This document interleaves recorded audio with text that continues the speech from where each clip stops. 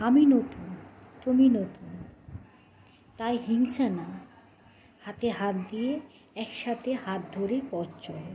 কোনো হিংসা না, ফেসবুকে কাজ করতে হলে কোনো হিংসা না, একসাথে হাতে হাত দিয়ে পথ চলো।